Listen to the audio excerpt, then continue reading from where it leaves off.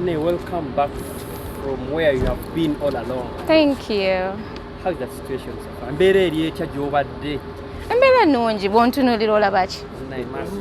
Amiina Mukama mulungi. Nange nsanyusa okubeera wano. Mu budde bwennyini obutuufu ng'endongo efuuse endongo wano. Really? Mbadde simanyi. Federation ebigenda mu maaso bitobadde obiwulirako ebya federation? Yeah, mbadde mbiwulira. I've been following. About the federation. Federation ne wuma ogwawa. No, engeri gye naakajja, I'm yet to ascertain which one is the right one ekubeeramu. Because at the end of the day, nange sagala kugwa wantu what are benefiting me as an artist. Yeah, so I'm yet to find out. Okay. Tell us about, we are even expecting to have the first ever female battle Mugwanga, Shiba versus Cindy on the same stage. Okay.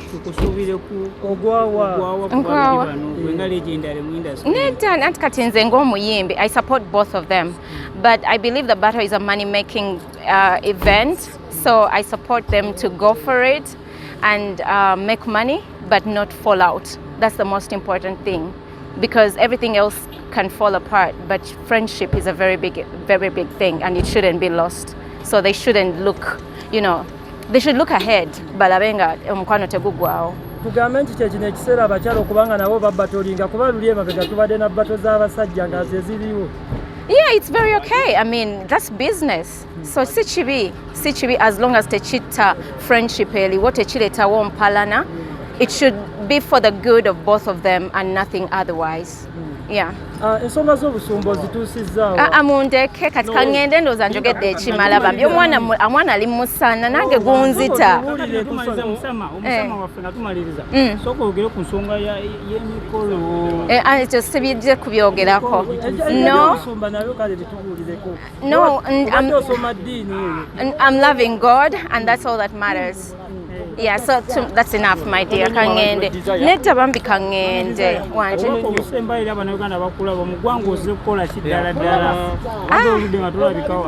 Nze kuwumulako. This is home. Yeah, nze kuwumulako omwana ali mu holiday la Amuleese. Yeah. Twamulabako ne mutabani wa Dr. Jose Chameleon. Abantu batandika okubisala. Abagamba munnange. We live in a society. No. We live in a society where male and female can be friends. So we should embrace it and not have to create words and it's not necessary. They're young kids. We need to protect them. Nakachogera until they are young children, they need to be protected. So I can't speak anything beyond that. Yeah, it would be sort of like nga avume dembe ly'omwana okwogera in that kind of direction as a parent. I can't do that.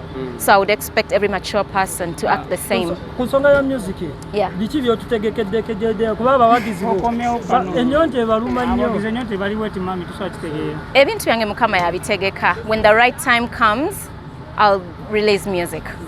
Yes. Bambi kangende. Okay. Nene ekirala akasembayo. Ojjidde mu kaseera kukuba nti music abakyala bagera okuba batolinga mu ngeri emubera.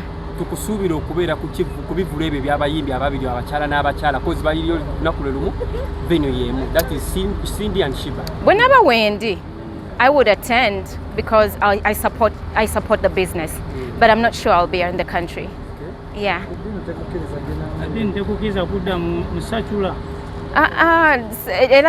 I mean, salvation is personal. It's between me and my God. Okay. It's nothing on the outside, but what is in the inside. So, they need to stop judging people basing on the outside because you don't know my relationship with God. That's all that matters. So, man of God, he's my friend. Okay, besides that, yes, he's your friend. Yeah. One more is that. Era twogera mukwano gwange. Twogera ne mikwano gyo. Kati ndozo kitegedde. So let me go.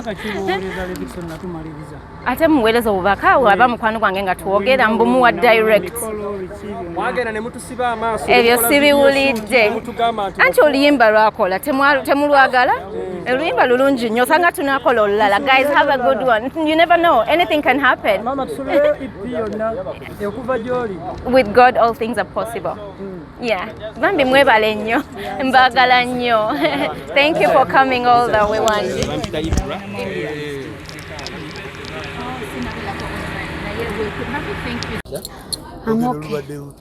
Koye.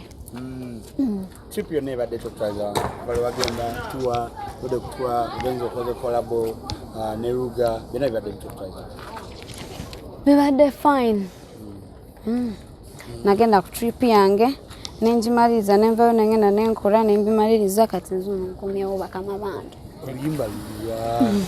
Oluyimba luwa because banaga nanti kati olaba kwesunga kosinza gana muntu yena naye buli muyimbi ne management babira ne release plans kati nina release plans zange nabo balina release plans so anytime mu release plans zaffe mu nyimba zetugenda okuta ezitali za wala nalo luyinza ofulumira omu bakuyisiza batya ekisinga obukulu kubanga very good hospitable I've been loved sina feelings like I wanted to come back home wadde olina okudda wano ewaka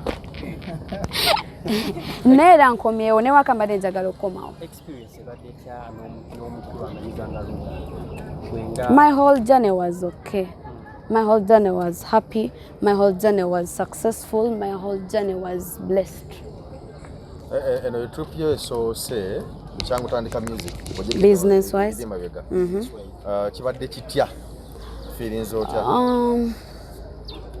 it was somehow ebintu bibadde bipya somehow but it was okay because kati of course I'm already in the business manye ekyokukola so ebisinga badde mbikwasaganya professionally then ebyange byokunyumirwa ebimu bibadde byange nga bipya nga nyumirwamu nga ngetinga surprise nga nkolamu ne ku byenjagala ng'omuntu timu empya gyokola nayo yaba sponsors olugendo luno oba gwakyekwasiganyiza ne mamiwa they sponsored this journey from the beginning but nalinamu already journey yange yali awo wakati so date zakolidinga so nensoka ngenda ku journey yange ya Egypt then nemane ngenda nekwasaganya nebya business but they were there to support bateekamu sente zaabwe ngenda ku journey eri endala ya Nigeria then already nali booked Egypt nenzigata biri bwent management yatugambye akayimba believe esayo nana kagenda kuba kafuluma era tukalinze twagala kumanya ni yawandiise ani yabadde ku production era video tugiyinde ddi lwaki mwagala nzijula ebitannajja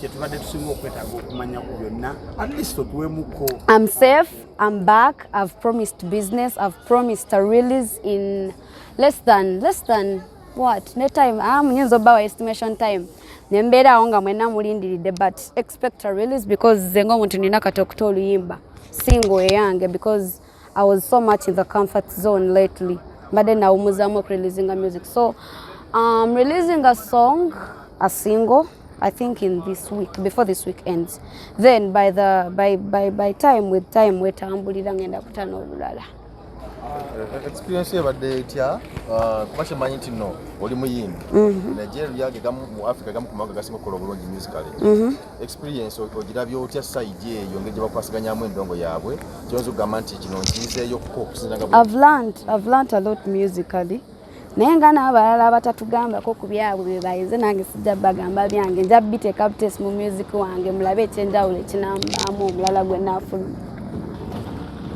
tuyanza nyo tuyanze kuli kali